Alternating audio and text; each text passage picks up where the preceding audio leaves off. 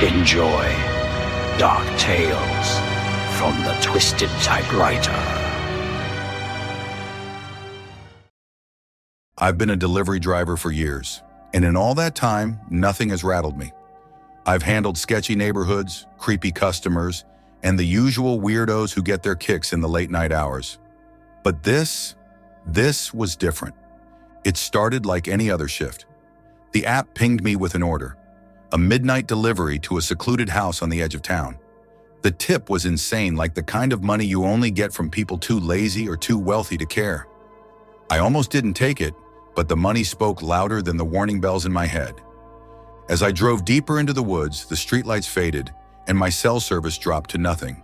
The house didn't appear on GPS after a while, but I had a vague sense of direction, so I kept going. My headlights barely cut through the fog that had rolled in from nowhere, thick like it was alive, crawling around my car.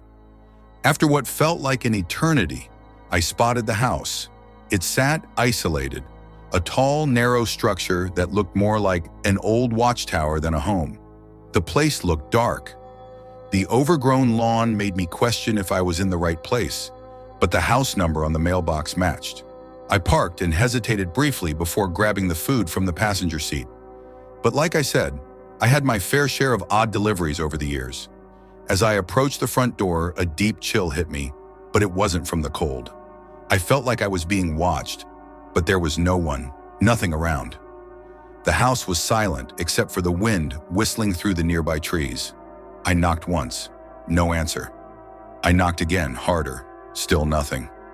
Great, I muttered, about to leave.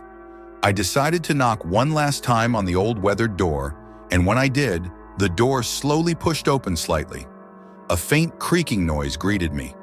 The door had barely cracked open, just enough to see into the entryway. Darkness spilled out. The air smelled old, like damp wood and rot. My instincts screamed at me to turn back, but another part of me insisted I deliver the food before leaving. My employer had a pretty strict handoff policy for deliveries, and after all, this was a big tip. I stepped inside.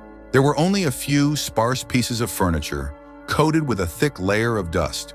No sign of life, just a long hallway stretching into darkness.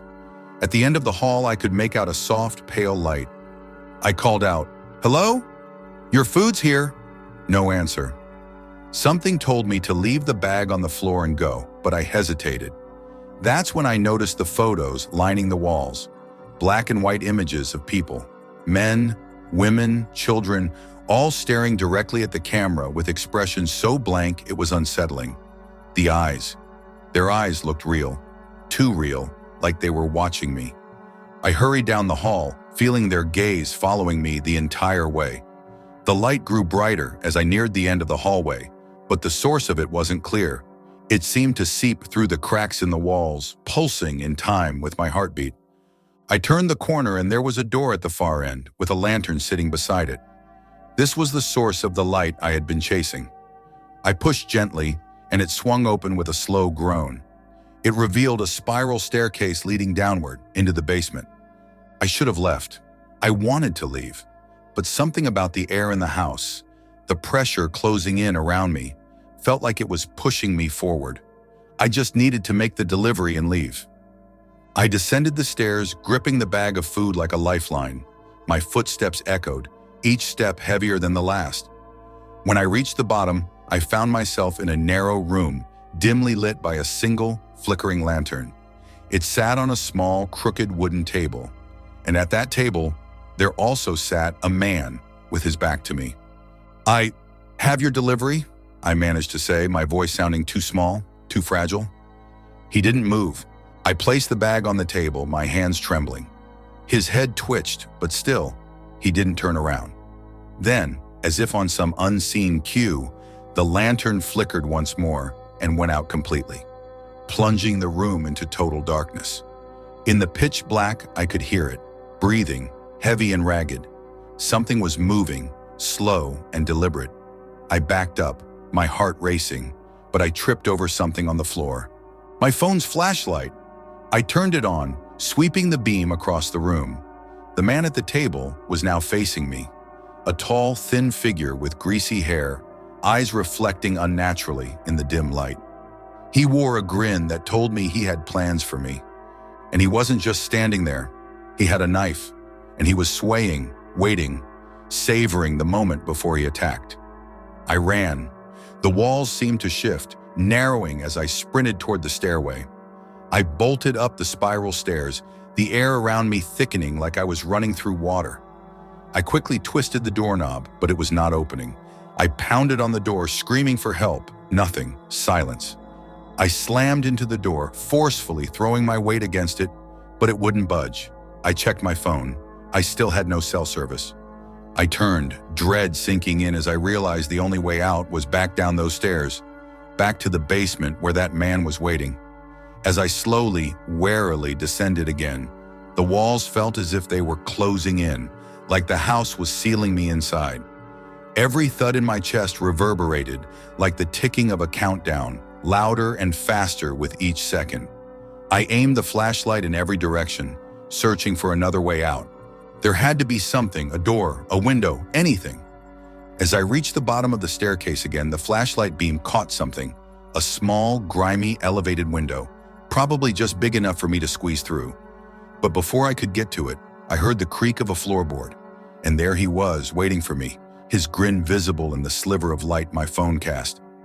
I kept the flashlight aimed in his direction, but my hands were shaking so badly I could hardly hold it steady. He was inching closer, the knife in his hand gleaming in the dim light. My heart slammed against my ribs as I bolted toward the window. I rapidly scrambled up onto the old milk crate beneath the window and yanked at the rusted latch. It wouldn't budge. My breath came in panicked gasps as I tried to pry it open, but the rust held strong. He was getting closer. I could hear his footsteps now, deliberate and slow, like he was playing a twisted game with me. I fearfully glanced back and saw his grin widen. "Leaving so soon?" he asked, his voice soft and mocking. I punched at the window, finally cracking the glass, but not enough to break through. Panic surged as I turned to face him. The knife now gleamed just inches away. I grabbed a broken piece of wood from the floor, swinging wildly as he lunged. The wood connected with his arm, knocking him off balance. He grunted, but it didn't stop him. His grin never wavered, not even for a second. He swiped at me, the blade catching my sleeve, barely missing my skin. I swung the wood again, this time hitting him square in the face. He stumbled backward, dazed for a moment, and I took my chance. I smashed the glass with all my strength. Shards flew everywhere, slicing my hands, but I didn't care. I threw myself at the window, trying to squeeze through. The jagged glass tore at my clothes, cutting into my skin as I pushed my way out. Just as I was pulling my legs through, I felt a hand grab my ankle, his fingers cold, clammy, and strong. I screamed, kicking wildly as his grip tightened. He was pulling me back, dragging me toward him.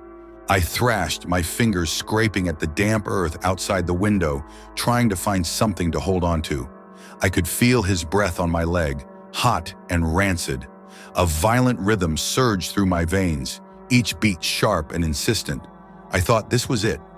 This was how I was going to die, pulled back into a horrible basement by a deranged maniac.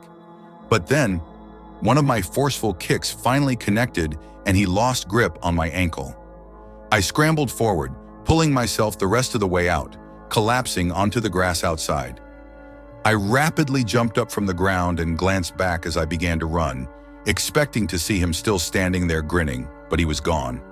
I didn't wait to find out where he went. I furiously ran to my car, bleeding and shaking, but alive. I fumbled with the keys, finally getting the engine to start, and peeled out of the driveway without looking back. I reported what happened to the local police. They searched the house, no sign of the man. The house was an unoccupied home that had apparently been abandoned for years. They tried to trace the food order that had been placed, but a burner phone had been used. No way to find out who he was. A few days later, while working, I found something on the passenger seat of my car. A small, folded note. Simple, plain white paper. I unfolded it to reveal the scrawled message inside. Looking forward to my next delivery. I quit my job that afternoon and switched to a different delivery service operation. But to this day, every time I get a midnight order, my pulse quickens. Like and subscribe if you dare, and join us next time for another dark tale from the Twisted Typewriter.